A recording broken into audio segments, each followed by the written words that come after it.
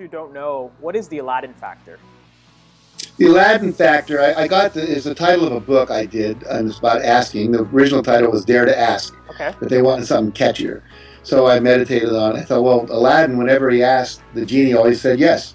So the Aladdin Factor would be that whatever you ask for, you automatically get. And if you do the law of attraction correctly, remember like the movie The Secret, ask, believe, receive. If you ask and you're not like, the limiting beliefs don't go, I want a Mercedes, but I can't afford it. It's like it cancels each other out. I've noticed this recently. I used the metaphor of the Bose noise reduction headphones. Yeah, I heard that, yeah. Yeah, if you put those on, and then you have sound coming in on a wave, and then so here's the sound up here, and the Bose makes the opposite sound, and they cancel each other out. They get flat noise. And the same thing happens when you have a limiting belief and you put a goal or an intention. So if I say, I want to be president of the company, but they never hire women.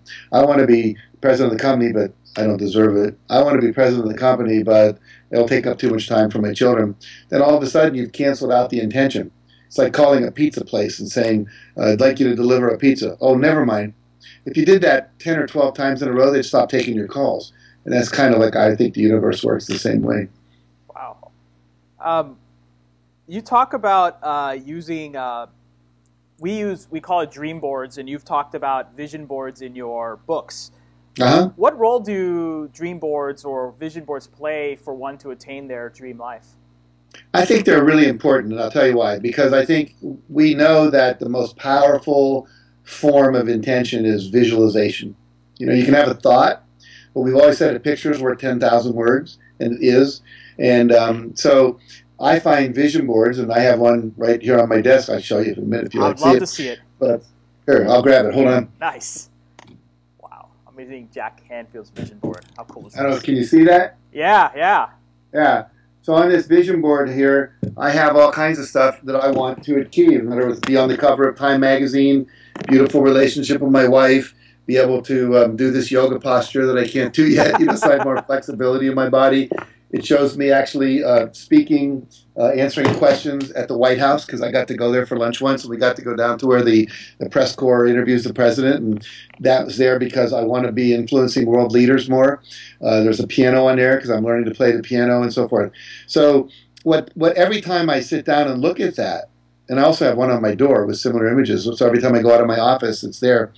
Every time I look at that, it reminds me, in the word remind, it brings back to my mind the focus on my vision, the things I want. Because what happens, life is so fast-paced today, and so many people are vying for our attention with emails and phone calls and Skype calls and so forth, that we sometimes lose track of the things we want to intend to create.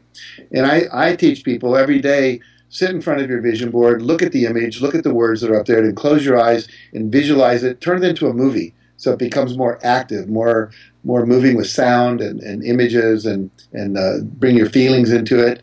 And then it really penetrates the subconscious mind. Think of it this way. If you get in your car and you don't know where you're going, your GPS system is useless. But if you get into your car and you plug in an address, then the GPS system tells you the map. Your subconscious mind also works like a GPS system. But the only way you can put in the destination is through an image of what you want to create. Right. And so the vision board is a wonderful tool for that. And anyone listening to this, if you have a family, some of the best nights of my life have been spent sitting with my children and my wife creating vision boards together, because then you get to find out what's going on in their lives and what they care about and what matters to them as well.